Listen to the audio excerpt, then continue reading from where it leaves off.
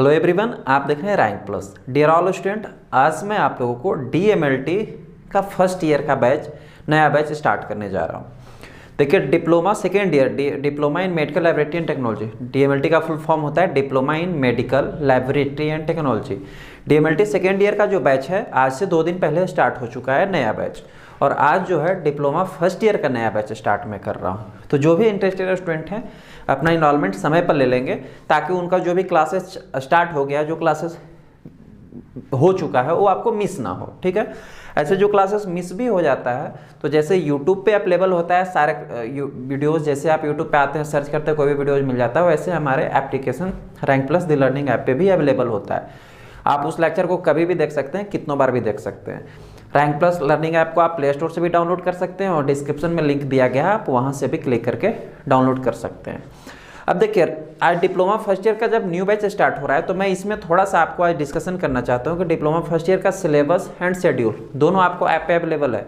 आप वहाँ से ऐप में लॉगिन करके चेक कर सकते हैं। सिलेबस में मैंने 4 सब्जेक्ट, जो डिप्लोमा फर्स्ट ईयर का सिलेबस है, sorry note up BMLT DMLT यानी कि diploma in medical laboratory and technology, इसमें हमने 4 सब्जेक्ट इंक्लूड किया है। पेपर कोड हमने दिया है DML 101, DML 102, DML 103 and DML 104। ये 4 आपको पेपर कोड दिया गया है। ये 4 पेपर कोड में फर्स्ट में तो आपको ह्यूमन एनाटॉमी, मैं थोड़ा सिलेबस में कौन कौन से सब्जेक्ट है उसकी चर्चा कर लेता हूँ, डिस्कशन कर लेता हूँ, फिर आपको क्लास पे आऊँगा। ठीक है, तो DML 101 में हमने human anatomy and human physiology को ऐड किया है। ह्यूमन फिजियोलॉजी को हमने ऐड किया है DML 101 में। DML 102 में आपको जो सब्जेक्ट्स देखने के लिए मिलेगा वो है हीमेटोलॉजी। ह्यूमन एनाटॉमी में जनरली आपको सिलेबस अवेलेबल है वैसे ऐप पे, तो ह्यूमन एनाटॉमी का सिलेबस चेक कर सकते हो। उसमें सारे सिस्टम्स आपको पढ़ाए जाएंगे, सारे बॉडी के पार्ट्स पढ़ाए जाएंगे। स्केलेटन है, मसल्स है, स्किन्स है, टिश्यू है, ज्वाइंट्स है, बोन्स है, सारे कुछ आपको पढ़ाए जाएंगे। ह्यूमन फिजियोलॉजी में भी एज ए सेम वे में सारे आपको सिलेबस अवेलेबल है, जिसमें आपको blood, plasma as well as आपको सारे सिस्टम, सर्कुलेटरी सिस्टम हो, नर्वस सिस्टम हो, डाइजेस्टिव सिस्टम हो, सारे सिस्टम, कार्डियोवास्कुलर सिस्टम हो, सभी सिस्टम्स को आपको एवरी टू जेड डिटेल में पढ़ाया जाएगा। उसके बाद हीमेटोलॉजी आता है। हीमेटोलॉजी में का भी सिलेबस आपको अवेलेबल है। जितने भी सारे कंटेंट होता है फर्स्ट ईयर का उसको आपको पढ़ाया जाएगा। एक चीज़ आप ध्यान देंगे, जो हमारे यहाँ सिलेबस आपको कंप्लीट कराया जाता है, डिप्लोमा फर्स्ट ईयर में हो या डिप्लोमा सेकेंड ईयर में हो, लैब कॉम्पिटिशन बैच का भी क्लास स्टार्ट हो चुका है, तो वहाँ पर अवेलेबल है आपको। बैचलर की क्लास अभी स्टार्ट नहीं होगी, कुछ बच्चे पूछ रहे थे जिनको बैचलर की क्लास लेनी है, वो लैब फाउंडेशन बैच जो लैब कंपटीशन बैच के लिए स्टार्ट हो उसमें ज्वाइन कर सकते हैं, क्योंकि उसमें आपको तीनों ईयर का कंप्लीट कंबाइंड और बेहद नॉलेज दिया जाएगा आपको।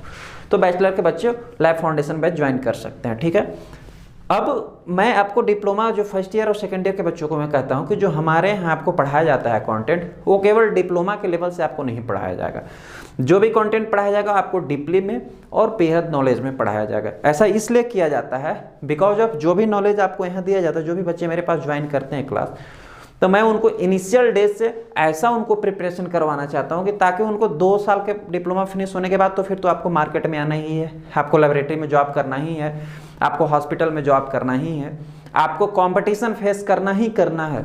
तो हम लोग इस लेवल से आपको पढ़ाते हैं कि जनरल आपको कंपटीशन वैकेंसी के प्रिपरेशन आप इनिशियल डेज से ही अपना स्टार्ट कर लो, ताकि जब आप 2 साल फिनिश करने के बाद कंपटीशन की तैयारी करने जाओ तो आपको उतनी परेशानी नहीं फील होगी जितने कि अन्य इंस्टीट्यूट के बच्चों को परेशानी फील होती है। तो जो हम लोग पढ़ाएंगे आपको, चाहे डिप्लोमा फर्स्ट ईयर हो या डिप्लोमा सेकेंड ईयर हो, तो वो दोनों में आप बच्चे अपना माइंड कॉन्सेप्ट लेकर चले कि आपको एक कॉम्पिटिशन लेवल की स्टार्टिंग बिगिनिंग पीरियड से वैसा ही आपको क्लासेस मिलेगा, नोट्स मिलेगा, है ना। साथ ही साथ आपको वीडियो लेक्चर्स और PDF नोट्स तो मिलेगा ही। एप्लीकेशन पे फ्री MCQs प्रैक्टिस के लिए दिए गए हैं। आप जितने पढ़ रहे हैं यहाँ पे, वहाँ पे जाके आप MCQs की भी प्रैक्टिस सेट कीजिए। कंपटीशन की आज से ही आप तैयारी कर दीजिए, क्योंकि अभी क्या है ना, बच्चे 11th एंड 12th को पास आउट किए हैं। अब आपने अभी तक 11th एंड 12th में कैसा स्टडी किया है वो मैं नहीं जानता हूँ। आपने बायोलॉजी ठीक से पढ़ी कि नहीं पढ़ी, आपने केमिस्ट्री ठीक से पढ़ा कि नहीं पढ़ा, आपने फिजिक्स ठीक से पढ़ा कि नहीं पढ़ा। जैसे ही आप डिप्लोमा में आते हैं तो सिलेबस में आपको तीनों क्लासेस की, तीनों सब्जेक्ट्स का मिश्रण देखने के लिए मिलता है।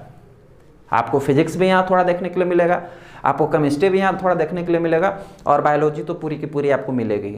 तो जब आप 11th एंड 12th में अच्छे स्टडी नहीं कर चुके होते हैं, तो जैसे ही आप किसी इंस्टीट्यूट में एडमिशन करवाते हैं अपना, आपको परेशानी फील होने लगता है और आपको वहाँ पे वो कंटेंट समझ में नहीं आने लगता है। तो वो सारे कंटेंट आपको यहाँ इजी लैंग्वेज में ऑलमोस्ट सारे सब्जेक्ट में ही पढ़ाता हूँ। हम लोग एनाटॉमी एंड फिजियोलॉजी के लिए केवल एक अनदर टीचर लाने वाले हैं, जो कि वो भी बहुत ही अच्छे पढ़ाएंगे, बहुत ही अच्छे लैंग्वेज, आपको उनका कम्युनिकेशन स्किल सब कुछ बहुत अच्छे समझ में आएगा। रेस्ट ऑफ जितने सारे सब्जेक्ट होंगे except of anatomy and physiology, मैं आप लोगों को पढ़ाता हूँ, सारे सब्जेक्ट में ही डील्स करता हूँ। तो मेरा पढ़ाने का जो ढंग है वो आप लोग देख रहे हैं। कई सारे बच्चे कई महीनों से, कई सालों से मेरे पास पढ़ रहे हैं, कुछ बच्चे सरकारी नौकरी भी ले चुके हैं। तो ये सारे फीडबैक्स भी आप चेक कर सकते हैं, सभी जगह अवेलेबल हैं। ऑलराइट, अब मैं आता हूँ सिलेबस पे, फिर आऊँगा क्लास पे, ठीक है। तो 101 में मैंने human anatomy and human physiology first year के बच्चों के लिए ऐड किया है, ठीक है। 102 में आप हीमेटोलॉजी पढ़ेंगे, इसमें सारे हीमेटोलॉजी के टेस्ट जो कि फर्स्ट ईयर लेवल के होंगे, सारे आपको सिलेबस वहाँ बताया गया है, उस सिलेबस में इंक्लूड किया गया है, ठीक है। 103 में आपको बायोकेमिस्ट्री ऐड किया गया। कौन सा सब्जेक्ट है? बायोकेमिस्ट्री। जनरली जो डिप्लोमा फर्स्ट ईयर के बच्चे होते हैं उनको बायोकेमिस्ट्री में मेडिकल बायोकेमिस्ट्री फर्स्ट ईयर में पढ़ाया जाता है, और बहुत ही अच्छा सिलेबस मैंने बनाया है। उसमें सारे आपको एनालिटिकल्स पढ़ने होंगे, सारे स्पेसिमेन कैसे कलेक्ट करते हैं वो भी इंक्लूड किया गया है, सारे इंस्ट्रूमेंट कैसे होता है वो भी इंक्लूड किया गया है, कुछ बायोमोलिक्यूल्स के जो इंट्रोडक्टरी पार्ट होते हैं वो भी इंक्लूड किया गया है, चाहे कार्बोहाइड्रेट हो, प्रोटीन हो, लिपिड हो, ये सारी चीज़ों को, विटामिन हो, इन सबको ऐड किया गया है ना। तो ये सारी चीज़ें आपको पढ़ने के लिए बायोकेमिस्ट्री में बहुत ही अच्छा सिलेबस मिलेगा और अच्छे कंटेंट के साथ आपको पढ़ाया जाएगा। 104 में हमने एक अनदर सब्जेक्ट ऐड किया है, that is the clinical pathology. Clinical pathology, देखिए कई सारे ऐसे जो इंस्टीट्यूट हैं जहाँ पे क्लिनिकल पैथोलॉजी सेकेंड ईयर में थोड़ा सा पढ़ाया जाता है या तो नहीं के बराबर पढ़ाया जा रहा है। तो मैंने इसको बहुत ही अच्छे clinical pathology and body fluid दोनों को मैंने मिक्स करके बनाया है। क्लिनिकल पैथोलॉजी तो आपको पढ़नी ही है, उसमें यूरिन के बारे में, स्टूल के बारे में, स्पुटम के बारे में सारी चीज़ें जाननी ही है। मैंने कुछ बॉडी फ्लूइड्स जैसे सैनोवियल फ्लूइड, CSF, इन सभी के बारे में भी इसमें इंक्लूड किया है, ऐड किया सिलेबस, ताकि आपको अच्छा नॉलेज सबके बारे में एक साथ मिल पाए, ठीक है। डिप्लोमा फर्स्ट ईयर के बच्चों में एक इंग्लिश और ऐड होता है, एंड शायद CHT कम्युनिकल हेल्थ केयर आप लोगों को कुछ इंस्टीट्यूट में ऐड किया जाता है, जो कि एडिशनल सब्जेक्ट है, वो आपको इंस्टीट्यूट प्रिपेयर कराएंगे, या इंग्लिश CSC आपको खुद से पढ़ना होता है। हम लोग यहाँ आपको टेक्निकल जो सब्जेक्ट्स हैं वो सारे सब्जेक्ट्स की प्रिपरेशन आपको करवाएंगे और पढ़ाएंगे, ठीक है। तो अब जनरली ये 5 सब्जेक्ट एनाटॉमी, फिजियो, हिमैट, बायोकेमिस्ट्री एंड क्लिनिकल पैथोलॉजी आपको फर्स्ट ईयर के बच्चों को हम लोग पढ़ाएंगे और जानना होगा, ठीक है। ये सारे सब्जेक्ट्स आपको डिटेल में पढ़ाया जाएगा। अच्छा, अब पढ़ाने के शेड्यूल क्या होंगे और कैसे कैसे पढ़ाया जाएगा, ये शेड्यूल आप चेक कर सकते हैं एप्लीकेशन डाउनलोड करके। आपको सिलेबस में भी कौन कौन से कंटेंट है और शेड्यूल कौन सा दिन कौन सा लेक्चर है, ये भी आपको वहाँ पे अवेलेबल है और आप वहाँ पे जाकर चेक कर सकते हैं। अब जब आज का क्लास हमने स्टार्ट कर दिया है, हम लोग स्टार्ट ही कर रहे हैं, तो मैं सोच रहा हूँ, मैं चाह रहा हूँ कि आपको थोड़ा सा इंट्रोडक्टरी आज कुछ स्टार्ट करूँ, क्लास बताऊँ, जिससे आपको थोड़ा बहुत समझ में आए, फिर आगे की क्लास हम लोग कंटिन्यू करेंगे, ठीक है। तो जैसे देखिए, आप कुछ भी बच्चे अभी 11-12 पास करके आए हैं, 12 पास करके जनरली आप लोगों ने डिप्लोमा में नाम एडमिशन करवाया होगा। कुछ ऐसे इंस्टीट्यूट हैं जो कि 10th के बाद भी एडमिशन करवा लेते हैं, लेकिन मेरा अपना पर्सनल रिकमेंड है आप बच्चों को कि जब भी आप डिप्लोमा करने के लिए मन में ख्याल लाते हैं तो आप 12 बायोलॉजी से करके ही नाम लिखवाएं, क्योंकि अगर आपने, कुछ बच्चे ऐसे होते हैं कि 12 जो है मैथ से भी कर लिए होते हैं या आर्ट्स से भी करके डिप्लोमा में नाम एडमिशन करवा लेते हैं। देखिए, इंस्टीट्यूट तो आपको डिप्लोमा दे देगी, लेकिन बाद में आपको परेशानी बढ़ जाएगा, क्योंकि ना तो आप फिर गवर्नमेंट जॉब में एलिजिबल रहेंगे अप्लाई करने के लिए, और ना खुद के अच्छे लैबोरेटरी सेटअप कर पाएंगे अगर आप मैथ से या किसी अन्य कमर्शियल सब्जेक्ट से रहेंगे तो इसलिए आप जब भी डिप्लोमा में एडमिशन करवाएं तो आप आफ्टर द 12 ही करवाएं, ठीक है। और आफ्टर द 12 बायोलॉजी के बाद करवाएं, अगर बायोलॉजी से आपने किया हुआ है तब करवाएं। अब कुछ बच्चे 12 करके रिसेंटली डिप्लोमा में नाम एडमिशन करवाते हैं, कुछ जो है ग्रेजुएशन करके भी डिप्लोमा में नाम एडमिशन करवा रहे हैं। लेकिन अब ये डिपेंड करता है कि आपने बायोलॉजी किस लेवल तक पढ़ा है, उसके अकॉर्डिंग आपका जो है स्टैंडर्डाइजेशन यहाँ पे झलकेगा और दिखेगा। ऑलराइट, तो जैसे ही आप डिप्लोमा में नाम एडमिशन करवाते हैं या मेडिकल लैबोरेटरी टेक्नोलॉजी या मेडिकल लैबोरेटरी सेक्टर के बारे में आप अगर सोचते भी हैं, थोड़ा बहुत माइंड में अगर कॉन्सेप्ट लाते भी हैं, तो सबसे पहले माइंड में क्लिक होता है ब्लड के बारे में। किस चीज़ के बारे में क्लिक होता है आपके माइंड में? ब्लड। क्योंकि जैसे ही आप लेबोरेटरी सेक्टर में आते हैं तो हमारा सबसे ज़्यादा जो टेस्टिंग परफॉर्म होता है वो वाया द ब्लड ही होता है। ऐसे तो स्पेसिमेन बहुत सारे यहाँ यूज किए जाते हैं, स्पुटम भी यूज किया जाता है, टिश्यू भी यूज किया जाता है, सेल भी यूज किया जाता है, फ्लूइड भी यूज किया जाता है, स्टूल भी यूज किया जाता है ना, नजल ब्रोंकियल स्प्रे भी यूज किया जाता है, गैस्ट्रिक जूस भी यूज किया जाता है। लॉट ऑफ टाइप्स के जितने भी आपके बॉडी में बॉडी पार्ट्स पाए जाते हैं या बॉडी में जो सारे कंपोनेंट पाए जाते हैं सभी जगह से हम लोग लेके स्पेसिमेन टेस्ट कर सकते हैं। लेकिन जो सबसे प्राइमरी स्पेसिमेन होता है किसी भी टेस्ट को, इंडिविजुअल के टेस्ट को परफॉर्म करने के लिए, वो ब्लड को रिकमेंड किया जाता है। तो जब हमारे कॉन्सेप्ट में हम माइंड में सबसे पहले क्लिक होता है कि ब्लड क्या होता है, तो आज का जो लेक्चर है हम लोग ब्लड से ही स्टार्ट करेंगे, फिर आगे हम लोग सिलेबस के अकॉर्डिंग लेक्चर कंप्लीट करते चलेंगे।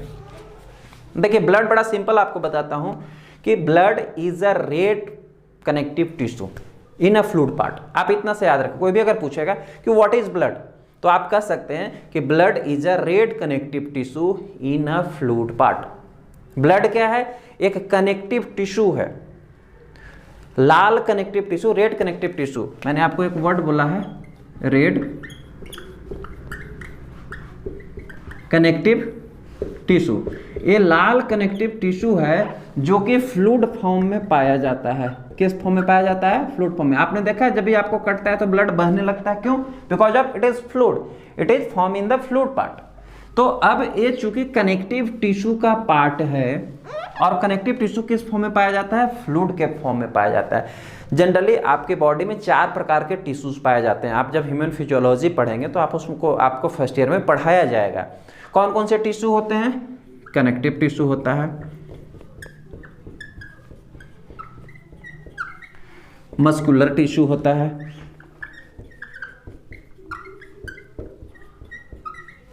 नर्वस टिश्यू होता है,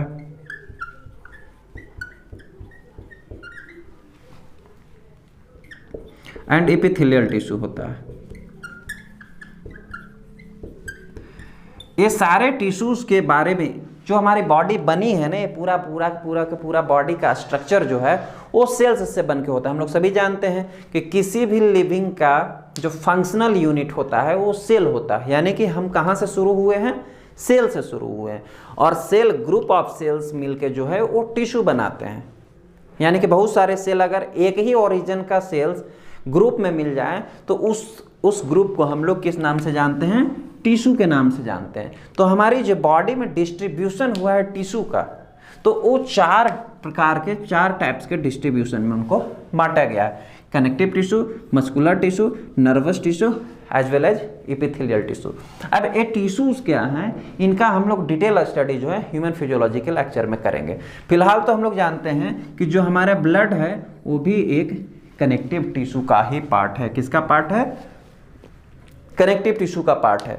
ऑलमोस्टली जो आपकी बॉडी में है वो टिश्यू सॉलिड या सेमी सॉलिड फॉर्म में पाए जाएंगे, लेकिन जो ब्लड है कुछ और टिश्यूज लिक्विड फॉर्म में पाए जाते हैं, बट ऑलमोस्ट टिश्यू जो है सॉलिड या सेमी सॉलिड फॉर्म में पाए जाएंगे। बट जो ब्लड है वो फ्लूइड फॉर्म में पाया जाता है। कनेक्टिव टिश्यू होने के बावजूद भी क्या पाया जाता है? फ्लूइड फॉर्म में पाया जाता है। अब ब्लड को जो है ना 2-3 उपाधियां दी गई है, क्योंकि ब्लड आपकी बॉडी का सबसे इंपॉर्टेंट एलिमेंट होता है, सबसे इंपॉर्टेंट तत्व होता है। क्यों? बिकॉज ऑफ ब्लड को जो है फ्लूइड ऑफ लाइफ कहा गया है। क्या कहा गया है? फ्लूइड ऑफ लाइफ कहा गया है। क्यों फ्लूइड ऑफ लाइफ कहा गया है ब्लड को? Because of it transport the oxygen from your lungs to the body tissue and exhale the carbon dioxide from the body tissue to the lungs. इसको fluid of life क्यों कहा गया? आपकी जीवन लीला कैसे चल रही है? क्योंकि आप हर एक सेकंड सांस ले रहे हैं, सांस के थ्रू ऑक्सीजन ले रहे हैं, और वो ऑक्सीजन आपके बॉडी के हर एक टिश्यू तक पहुंच रहा है हर एक सेकंड में, तभी आप जीवित हैं। इस इन्वायरमेंट में ऑक्सीजन को आप 2 मिनट के लिए बंद कर दीजिए, मोस्ट ऑफ लोग मर जाएंगे। क्यों मर जाएंगे? क्योंकि उनकी बॉडी में ऑक्सीजन जाना बंद हो गया, उनकी बॉडी को ऑक्सीजन मिलना बंद हो गया, इसलिए वो मर गए। यानी आप जीवित किस चीज से हैं? ऑक्सीजन से जीवित हैं। तो जो कभी आपने सोचा कि जो हमने नाक के थ्रू ऑक्सीजन लंग्स में हमारा गया, वो लंग्स से ऑक्सीजन ये सारे बॉडी टिश्यू तक, बॉडी सेल्स तक कैसे जा रहे हैं? Via the blood. ब्लड ही जो है वो ऑक्सीजन को लंग्स से लेकर सारे बॉडी टिश्यू तक जाता है, और सारे बॉडी टिश्यूज में जो प्रेजेंट कार्बन डाइऑक्साइड रहता है उनको लेकर लंग्स तक आता है ताकि वो बाहर हो सके। तो इसीलिए ब्लड को जो है फ्लूइड ऑफ लाइफ कहा गया है, क्योंकि ब्लड नहीं तो आपका जीवन नहीं। ब्लड को जो है फ्लूइड ऑफ ग्रोथ भी कहा जाता है, फ्लूइड ऑफ ग्रोथ भी कहा जाता है। क्यों फ्लूइड ऑफ ग्रोथ कहा जाता है? Because of blood transports the various types of the nutrients from the digestive organ to the body tissue. हम लोग कोई भी चीजें खाते हैं, ठीक है, चाहे आप जो चीजें भी खाएं, चाहे आप कार्बोहाइड्रेट खाएं, प्रोटीन खाएं, लिपिड्स खाएं, विटामिन खाएं, कुछ भी चीजें आप खाएं, चाहे आप कचौड़ी खाएं, समोसा खाएं, चिकन खाएं, मटन खाएं, बर्गर खाएं, कोई भी चीजें आप खाते हैं तो खाने के बाद वो कहाँ जाता है? च्यूइंग करते हैं, चबाते हैं, चबाने के बाद स्टमक में जाता है, स्टमक के बाद इंटेस्टाइन में जाता है, इंटेस्टाइन में डाइजेशन होता है, डाइजेशन होने के बाद जो चीजें उसमें न्यूट्रिएंट्स प्रेजेंट होता है, कहते हैं ना डॉक्टर लोग कि आप फल ह्यूज अमाउंट में खाइए, फल में ज्यादा न्यूट्रिएंट्स प्रेजेंट है आपकी बॉडी के लिए लाभदायक होने के लिए। तो वो जो फल आपने खाया, आपके इंटेस्टाइन में गया, डाइजेस्ट हुआ, वो खाना डाइजेस्ट होने के बाद जो भी उसमें न्यूट्रिएंट्स था उस खाने में, वो कहाँ निकल गया? आपके डाइजेस्टिव सिस्टम इंटेस्टाइन में निकल गया। कहाँ वो निकल गया जी? इंटेस्टाइन में निकल गया आफ्टर द डाइजेशन। अब सपोज दैट आपने खाया था सेब, अब सेब में सपोज दैट प्रेजेंट है कार्बोहाइड्रेट या प्रोटीन प्रेजेंट है, ठीक है, तो खाया था आपने एप्पल, वो डाइजेस्ट होके कन्वर्ट हो गया कार्बोहाइड्रेट या प्रोटीन में। अब जो न्यूट्रिएंट्स आपने फल के फॉर्म में खाया था, रोटी के फॉर्म में खाया था, चावल के फॉर्म में खाया था, क्या वो रोटी और चावल आपके बॉडी के हर एक पार्ट्स तक पहुंचता है? नहीं पहुंचता है। उनमें जो प्रेजेंट एलिमेंट्स रहता है वो पहुंचता है और हमारी बॉडी को एनर्जी मिलता है, तब हम लोग चल पाते हैं, अपना काम कर पाते हैं, जिम कर पाते हैं, दौड़ पाते हैं, डेली लाइफ रूटीन का हर एक फंक्शन कर पाते हैं। तो कभी आपने सोचा कि पाचन क्रिया यहाँ डाइजेस्टिव सिस्टम में हुआ था, यहाँ से लेकर यहाँ हमारे सर तक वो एनर्जी कैसे पहुँच गई, यहाँ से लेकर हमारे हाथों तक एनर्जी कैसे पहुँच गई? Via the blood. किसके थ्रू पहुँचा? ब्लड के थ्रू पहुंचा। क्योंकि डाइजेस्टिव सिस्टम में बहुत सारे वेन्स बने, बहुत सारे डक्ट बने होते हैं, बहुत सारे नलिकाएं बनी होती है जहां पे ब्लड अवेलेबल होता है और उन न्यूट्रिएंट्स को एब्जॉर्ब करता है इंटेस्टाइन और ब्लड के थ्रू वो हमारे बॉडी पार्ट्स में पहुंचते हैं। उसका बहुत ही लंबा प्रोसेस है, वो सारी चीज़ें हम लोग फर्दर बाद में, जैसे ही आप फर्स्ट ईयर के और भी लेक्चर्स पढ़ेंगे, कुछ सेकेंड ईयर में आएंगे तो पढ़ेंगे, सारा चीज़ आपको समझ में आएगा। तो क्योंकि सारे न्यूट्रिएंट्स डाइजेस्टिव सिस्टम से ब्लड जो है लेके बॉडी पार्ट्स तक आता है, जिसके कारण हमारी बॉडी की ग्रोथ हो पाती है, इसीलिए ब्लड को फ्लूइड ऑफ ग्रोथ भी कहा जाता है। ब्लड को एक और नाम से जाना जाता है, ब्लड को फ्लूइड ऑफ हेल्थ भी कहा जाता है। अब ये सर फ्लूइड ऑफ हेल्थ क्यों कहा जाता है, इसको फ्लूइड ऑफ लाइफ क्यों कहा जाता है, ये तो हमने जान लिया, क्योंकि ऑक्सीजन और कार्बन डाइऑक्साइड को आदान प्रदान करता है। फ्लूइड ऑफ ग्रोथ क्यों कहते हैं, ये भी जान ले, क्योंकि न्यूट्रिशन का आदान प्रदान करता है। फ्लूइड ऑफ लाइफ हेल्थ क्यों कहा जाता है, क्योंकि ब्लड जो है आपकी बॉडी में प्रोटेक्टिव फंक्शन, आपको स्वस्थ रखने में भी मदद करता है। वो कैसे? आपकी बॉडी में ऐसे बहुत सारे मैकेनिज्म होते हैं, बहुत सारे ब्लड सेल्स होते हैं जो बाहर से कोई भी बैक्टीरिया या फॉरेन पार्टिकल आते हैं उनसे लड़ के और आपकी बॉडी को ठीक करने में मदद करता है। यानी कि बॉडी में एक प्रोटेक्टिव फंक्शन का काम करता है, जिसके कारण इसको फ्लूइड ऑफ हेल्थ भी कहा जाता है। आपकी बॉडी में बहुत सारे वेस्ट मेटाबॉलिक प्रोडक्ट बनते हैं, जैसे कि यूरिया हो गया, क्रेटिनिन हो गया, यूरिक एसिड हो गया। जब भी आप कोई चीज़ें खाते हैं प्रोडक्ट, जैसे हर एक आप जब काम करते हैं तो per day waste metabolic product निकलता है। आप यूरिनेशन करते हैं, यूरिन के थ्रू वो सारे के सारे वेस्ट मेटाबॉलिक प्रोडक्ट बाहर जाते हैं। Urea, creatinine, uric acid, sodium, potassium, creatinine, जो भी सारी चीज़ें, वो सारी चीज़ें बाहर जाती है। लेकिन वेस्ट मेटाबॉलिक प्रोडक्ट बना था इस एरिया में, बॉडी के पीठ के एरिया में, पैर के एरिया में, पेट के एरिया में, वो बाहर कैसे होगा? यहाँ से बाहर उसको ले कैसे जाया जाएगा? यहाँ से तो निकलता नहीं हो। तो ब्लड जो है उनको मिक्स करता है और अपने साथ लेके किडनी तक जाता है, किडनी में फिल्टर होता है और वो फिर बाहर होता है। क्योंकि ब्लड बॉडी को प्रोटेक्ट करने में मदद कर रहा है, बॉडी को स्वस्थ करने में भी मदद कर रहा है, इसलिए ब्लड को फ्लूइड ऑफ हेल्थ भी कहते हैं। ये 3 नामों से ब्लड को जाना जाता है। ब्लड के इतने वाइटल फंक्शन है। अगर आप शॉर्ट फॉर्म में ब्लड के फंक्शन को जानना चाहें तो आप शॉर्टली याद रखिए टीपीआर। टीपीआर का मतलब क्या है? ट्रांसपोर्टेशन। ब्लड का फंक्शन क्या है? ट्रांसपोर्टेशन का। ऑक्सीजन का ट्रांसपोर्ट करता है, कार्बन डाइऑक्साइड को बाहर करता है, न्यूट्रिएंट्स का ट्रांसपोर्ट करता है, जितने भी वेस्ट मेटाबॉलिक प्रोडक्ट होते हैं उनको बाहर करता है ना, ट्रांसपोर्टेशन का काम। सेकेंड वन, प्रोटेक्शन का काम। ब्लड जो है बॉडी को प्रोटेक्ट भी करता है, बाहरी कोई भी पार्टिकल्स आते हैं, बैक्टीरिया हो, वायरस हो, फंगस हो, उनसे लड़ने का भी काम करता है, क्योंकि ब्लड में फेगोसाइटिक सेल भी प्रेजेंट होते हैं, आर्मी वाले सेल भी प्रेजेंट होते हैं, इसलिए ब्लड का प्रोटेक्शन का भी काम है। ब्लड का आर फॉर रेगुलेशन। ब्लड का रेगुलेटरी वर्क भी होता है। क्या? रेगुलेशन। रेगुलेशन का मतलब क्या है?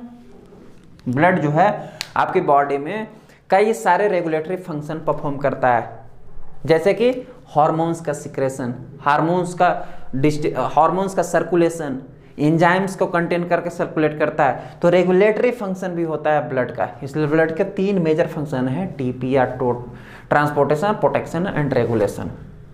एंड ब्लड को इन 3 नामों से जाना जाता है, fluid of life, fluid of growth and fluid of health. इतना सारा चीज आपको ब्लड के बारे में समझ में आया। देखिए बच्चे, क्वेश्चंस क्या है ना, आप अभी जो है केवल डिप्लोमा लेवल से ना पढ़ें, डिप्लोमा लेवल को थोड़ा सा ऊंचा करके पढ़ें, क्योंकि आपको बाद में जब भी आप हॉस्पिटल में जाएंगे काम करने ना, आप कभी भी माइंड में, कुछ बच्चे, बहुत सारे ऐसे मेरे बच्चे हैं जो अभी तक मेरे से पढ़े हैं, वो दिमाग में ये लेकर आए थे कि मुझे डिप्लोमा कर लेना है और फिर लैब में ड्यूटी करनी है। लेकिन जब वो लैब में जाते हैं ना, तो उनको जब क्वेश्चन समझ में आता है, इतना कुछ भी होता है क्या? हॉस्पिटल में उनसे पूछा जाता है तो ये कुछ भी होता है क्या? या जब कंपटीशन में बैठते हैं सोचते हैं इतना सारा कुछ भी होता है क्या? तो उस दिन ज़्यादा बर्डन बढ़ जाता है आपके माइंड पे, इसलिए उस दिन बर्डन ना बढ़े, इसलिए आज से ही आप इसको पढ़िए। और आज से आप थोड़ा थोड़ा पढ़ते चलेंगे ना, तो उस दिन आपको बर्डन कम लगेगा, कम फील होगा। ठीक है, तो आपको ब्लड के बारे में इतना कुछ समझ में आया। अब जो है बच्चे, हम लोग ब्लड की प्रॉपर्टीज के बारे में जानते हैं कि ब्लड की क्या प्रॉपर्टी है। हर एक चीज की प्रॉपर्टी होती है ना, हर एक कंपोनेंट का प्रॉपर्टी, हर एक इंडिविजुअल का प्रॉपर्टी होता है। उसी तरीके से हम लोग प्रॉपर्टीज ऑफ ब्लड के बारे में जानते हैं। प्रॉपर्टीज ऑफ ब्लड, कि ब्लड की क्या प्रॉपर्टी है। देखिए 4 से 5 प्रॉपर्टी के बारे में जानेंगे। पहले हम लोग जानेंगे वॉल्यूम, ठीक है जी, फिर जानेंगे कलर, देन जानेंगे पीएच, पीएच या रिएक्शन, ठीक है सर, देन जानेंगे स्पेसिफिक ग्रेविटी,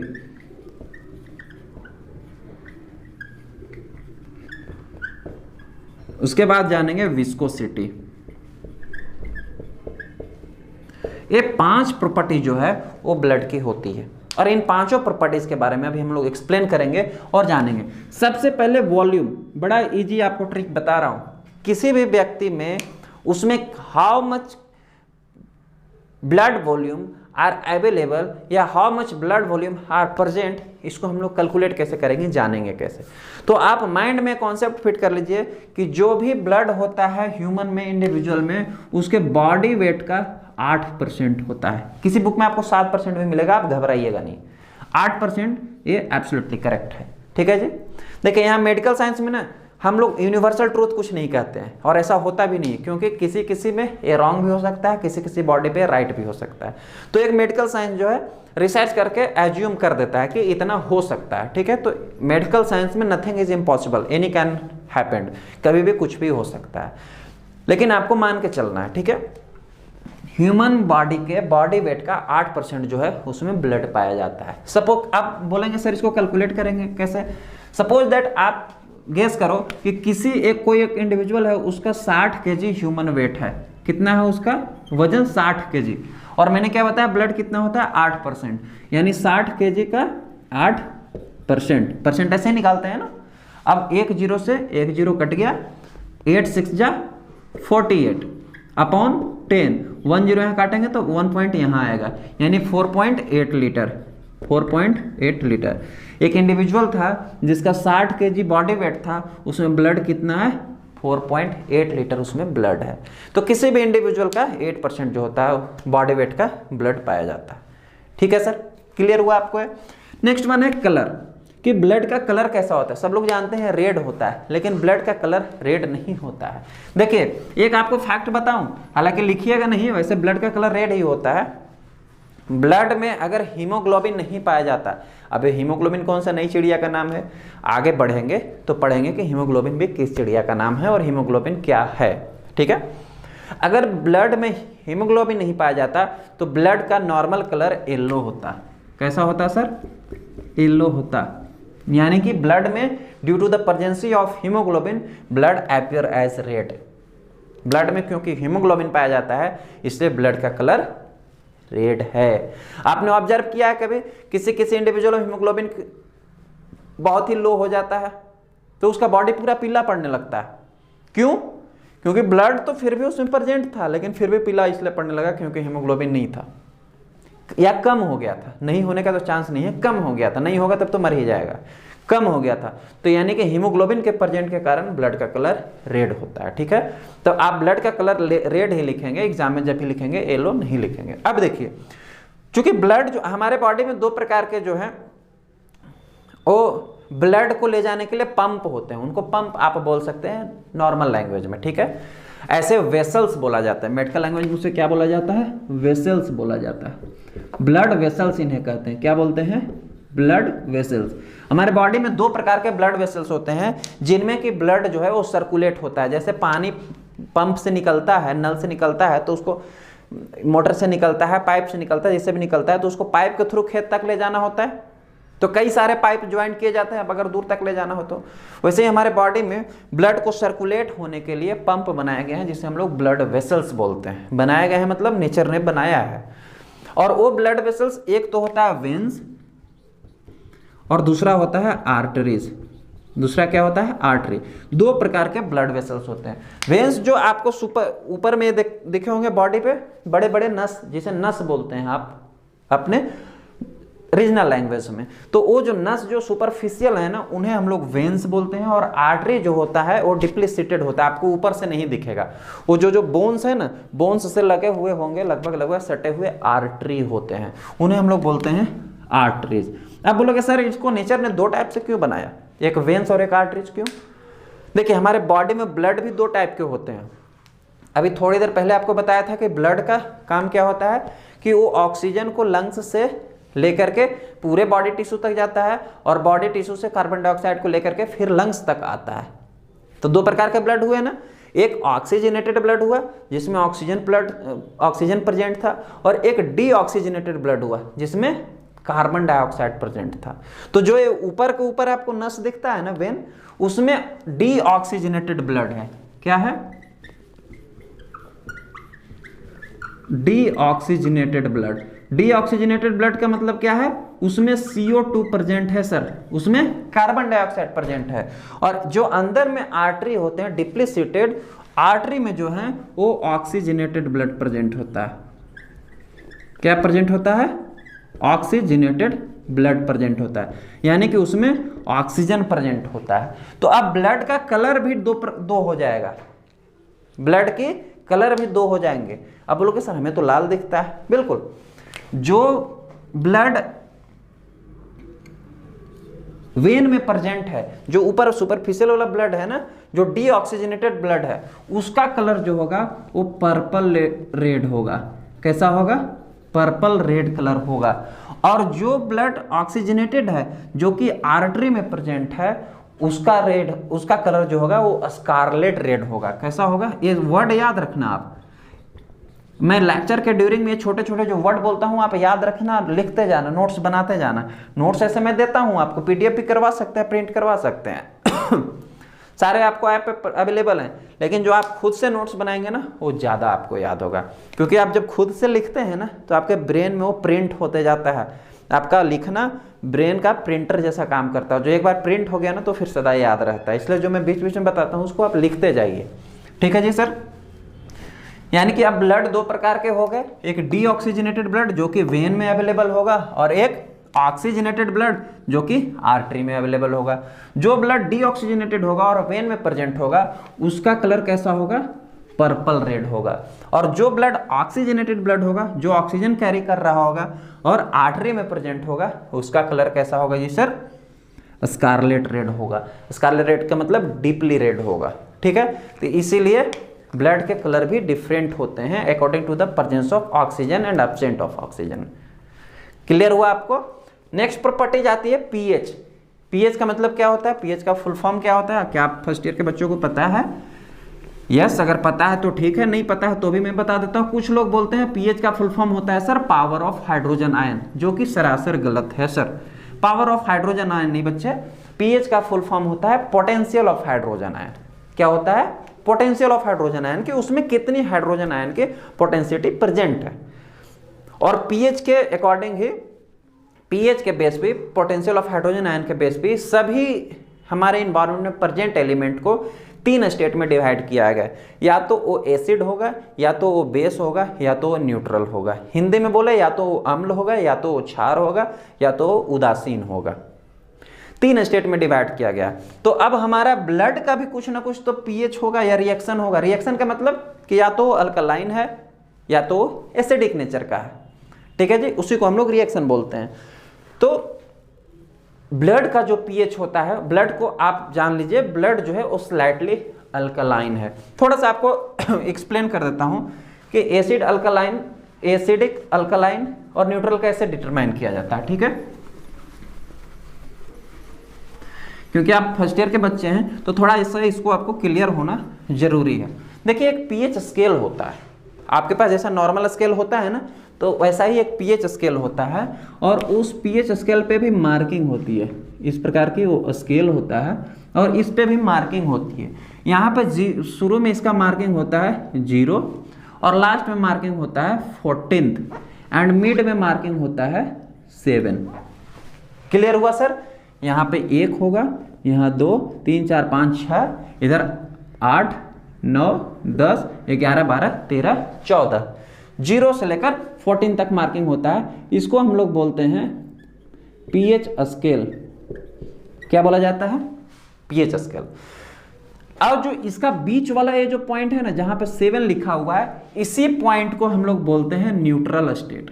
क्या बोला जाता है, न्यूट्रल स्टेट। अगर किसी भी एलिमेंट का पीएच 7 हो गया तो वो न्यूट्रल हो जाएगा, ना तो वो एसिड होगा और ना ही वो बेस होगा। 7 से जितना राइट साइड, राइट हैंड पे बढ़ता जाएगा, 8 होगा, 9 होगा, 10 होगा, 11 होगा, 12 13 14, उतना ही वो अल्कलाइन होते जाएगा। क्या होते जाएगा, उसकी रिएक्शन कैसा होगा, अल्कलाइन। अल्कलाइन का मतलब वो बेस है, BASE, बेस। बेस का मतलब क्षार। और 7 से जितना लेफ्ट हैंड पे चलता आएगा, चाहे 6 हो, 5 हो, 4 हो, 3 2 1, उतना ही आपको क्या होगा, रिएक्शन एसिडिक होगा सर, यानी कि वो एसिड है, अम्ल है। ये आपको पीएच स्केल क्लियर हुआ। तो अब जो पीएच, ब्लड का जो पीएच होता है वो स्लाइटली अल्कलाइन होता है। अल्कलाइन का मतलब कि 7 से राइट हैंड पे होगा, 7 से राइट हैंड पे। इसको क्या लिखते हैं, स्लाइटली अल्कलाइन। स्लाइटली अल्कलाइन का मतलब क्या, स्लाइटली का मतलब थोड़ा सा, ज्यादा अल्कलाइन नहीं है। तो थोड़ा सा अल्कलाइन मतलब कितना पीएच, ये पीएच याद रखेंगे हमेशा आप, 7.35 टू 7.45 जो है वो ब्लड का पीएच होता है। क्लियर हुआ आपको। 7.35, 7 से इधर ही होगा, इधर तो होगा नहीं इसलिए स्लाइटली अल्कलाइन है। आते हैं स्पेसिफिक ग्रेविटी, कि पीएच की स्पेसिफिक ग्रेविटी कितनी है। अगर होल ब्लड है, पीएच में प्लाज्मा भी मिक्स है, ब्लड सेल्स भी सभी मिक्स है, red blood cell, white blood cell, platelet, अभी थोड़ी देर बाद बताऊंगा आपको, होते हैं। अगर सभी मिक्स हैं तो ब्लड का जो स्पेसिफिक ग्रेविटी होगा वो 1.052 टू 1.061 होगा।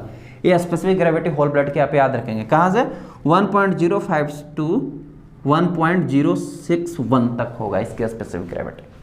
इसको भी आप याद रखेंगे। विस्कोसिटी क्या होती है, विस्कोसिटी मतलब चिकनाहट। मध आपने देखा है, मधु, हनी आपने देखा होगा, वो विस्कस होता है क्योंकि उसमें विस्कोसिटी अवेलेबल है। तो ब्लड की विस्कोसिटी क्या होता है, इसके विस्कोसिटी होता है, blood viscosity has a 5 times greater than the water. आपको यही लिखना है, विस्कोसिटी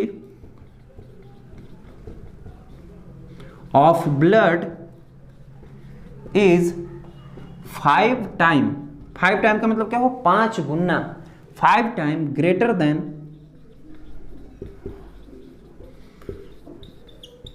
वाटर। पानी से 5 गुना ब्लड की विस्कोसिटी ज्यादा होती है। This is the normal properties of the blood. Property आपको समझ में आ गया। अब थोड़ा सा आपको और टाइम लूंगा, फिर हम लोग अगले लेक्चर में एक्सप्लेन करेंगे। थोड़ा और जान लेते हैं ब्लड के बारे में, जब इतना कुछ हमने जान ही लिया, एक्सप्लेन कर ही लिया है। अब चूंकि हम लोग फर्स्ट क्लास के बच्चे हैं, फर्स्ट क्लास की बातें एक्सप्लेन कर रहे हैं, तो ब्लड के बारे में थोड़ा सा और जानकारी इकट्ठा करते हैं बच्चे, और ब्लड की कंपोजिशन के बारे में जान लेते हैं। किस चीज के बारे में, कि ब्लड की कंपोजिशन क्या होती है, ब्लड किन किन चीजों से मिलकर बना हुआ होता है। हमारे नेक्ट आइट से तो दिखता नहीं हो सारी चीजें, लेकिन एक्चुअल में उसमें मिक्स्ड होता है। तो ब्लड की कंपोजिशन क्या होता है,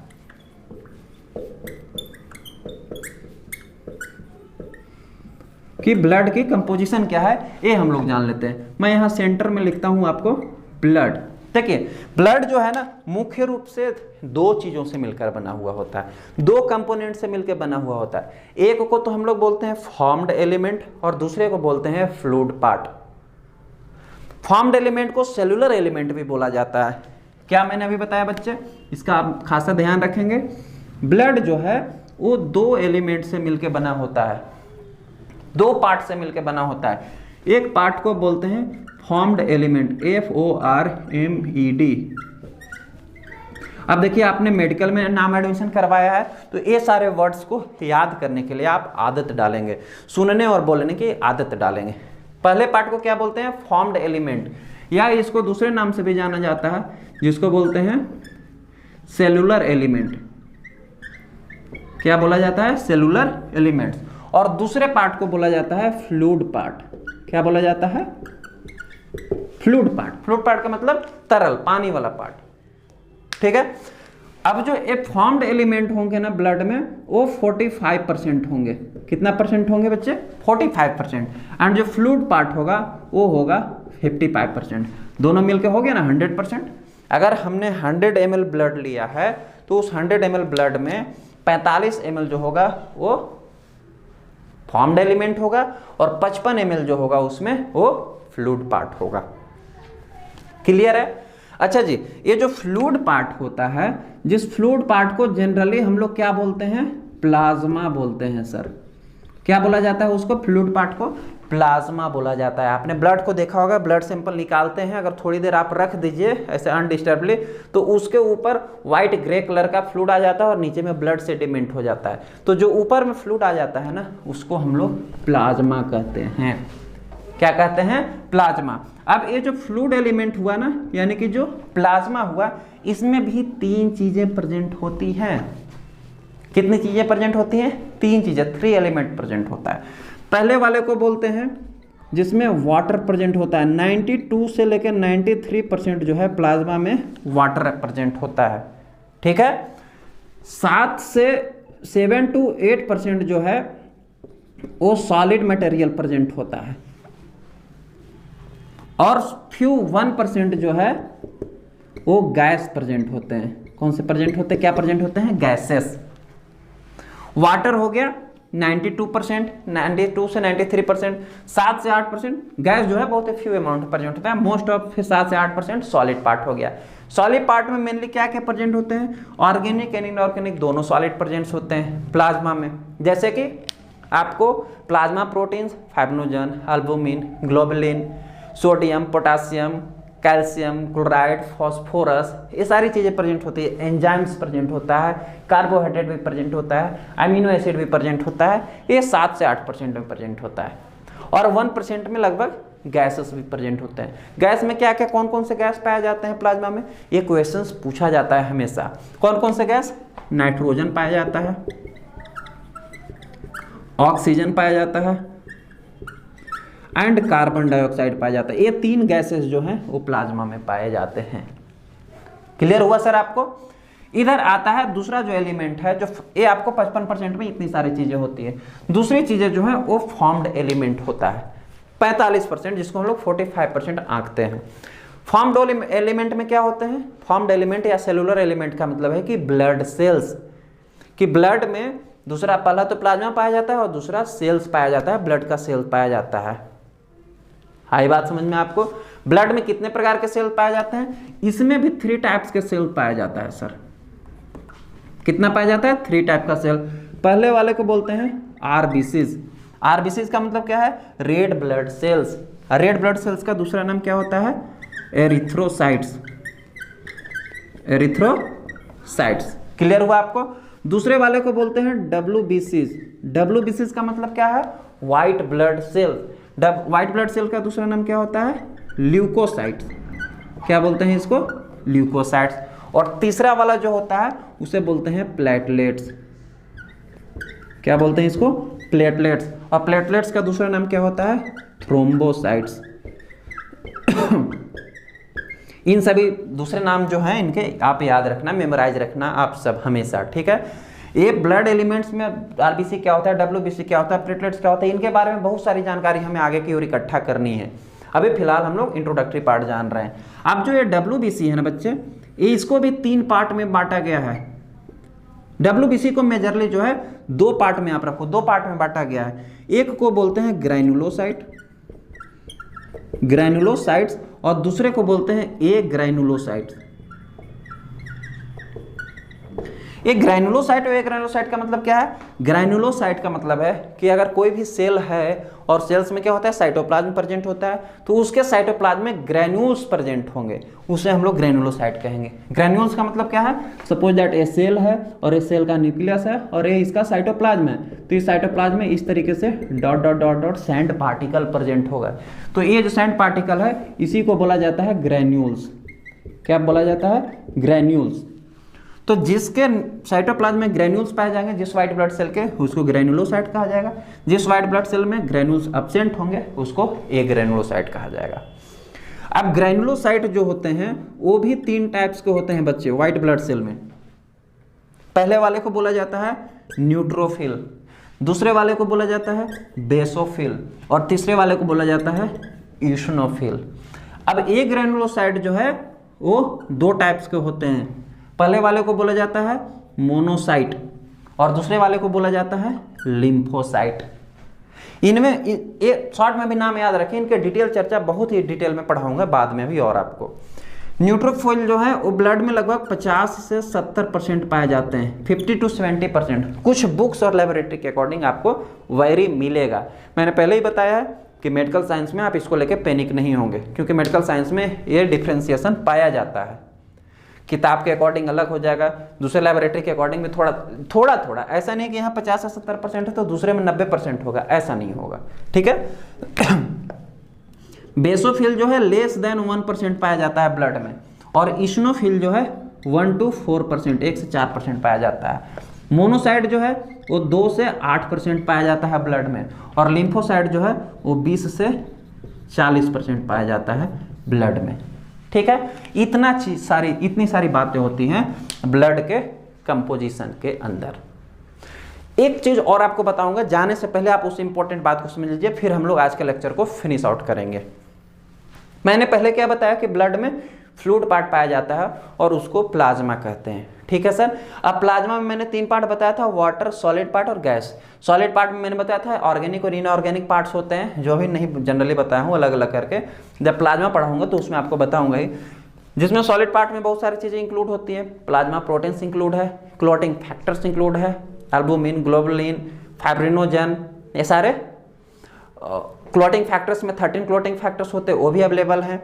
अभी जो मैंने बताया था आपको 3, वो आपको प्लाज्मा प्रोटीन्स का नाम बताया था। उसके बाद एंजाइम्स भी प्रेजेंट होते हैं इसमें 7-8% में। उसके बाद आपको इसमें कार्बोहाइड्रेट, प्रोटीन्स, अमीनो एसिड्स भी प्रेजेंट होते हैं, ये सारी चीज़ इसमें प्रेजेंट होती है।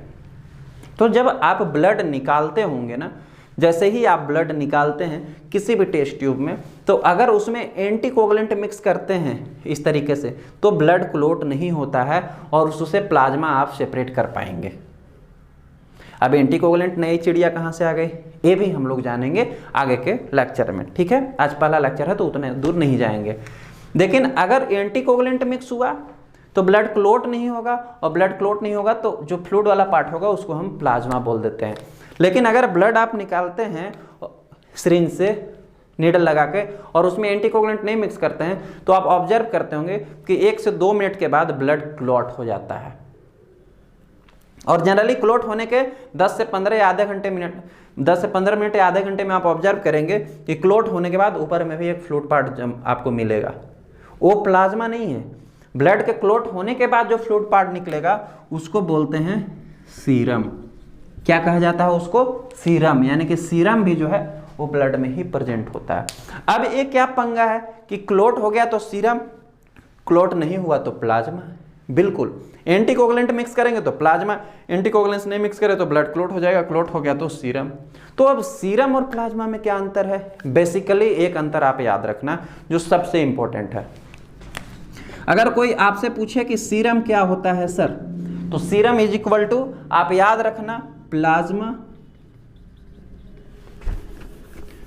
Minus fibrinogen.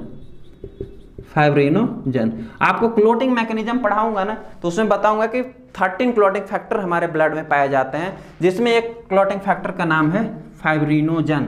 और ये फाइब्रिनोजन जो है कन्वर्ट होके फाइब्रिन में बनता है। क्या बनता है? फाइब्रिन बनता है। और फाइब्रिन जो ही है वो फाइब्रिन थ्रेड का निर्माण करता है, और उसी फाइब्रिनोजन से फाइब्रिन में कन्वर्ट होने के कारण जो हमारा ब्लड है वो क्लोट हो जाता है। कहीं बॉडी पे भी कट होता है तो कुछ देर के बाद ब्लड क्लोट हो जाता है। क्यों हो जाता है? क्योंकि वो फाइब्रिनोजन जो है वो फाइब्रिन में कन्वर्ट हो जाता है। ये लंबा प्रोसेस होता है, जब हेमोस्टेसिस आपको पढ़ाऊंगा तो उसमें बताऊंगा कि कैसे प्रोसेस होता है। तो चूंकि प्लाज्मा, पहले तो प्लाज्मा था लेकिन हमने एंटीकोगुलेंट नहीं मिक्स किया तो क्लोट हो गया। क्लोट होने के बाद क्या हो गया? क्लोट होने के कारण क्या हो गया? ये फाइब्रिनोजन जो था वो फाइब्रिन में कन्वर्ट हो गया। यानी कि जो अब आपके पास सीरम बचा, उस सीरम में फाइब्रिनोजन जो है वो अब्सेंट है, फाइब्रिनोजन प्रेजेंट नहीं है, क्योंकि वो तो यूज हो गया ना, वो क्लोट हो गया तभी तो सीरम बना। तो कोई भी पूछेगा कि सीरम मतलब, serum is equal to plasma minus fibrinogen, plasma में से फाइब्रिनोजन निकाल दो तो सीरम बन जाएगा। क्लियर है? इतनी सी बातें आज के लेक्चर में आपको बता चुका हूं। आगे के जो लेक्चर्स हैं डीएमएलटी फर्स्ट ईयर के वो सारे आपको रैंक प्लस एप्लीकेशन पे चलेगा, लर्निंग ऐप। इसके ऐप जो है आप प्ले स्टोर से भी डाउनलोड कर सकते हैं, और डिस्क्रिप्शन में भी ऐप का लिंक दिया गया, आप वहां से क्लिक करके भी डाउनलोड कर सकते हैं और सारी क्लासेस आप अटेंड कर सकते हैं। तो मिलते हैं नए लेक्चर में नए टॉपिक के साथ। Thank you.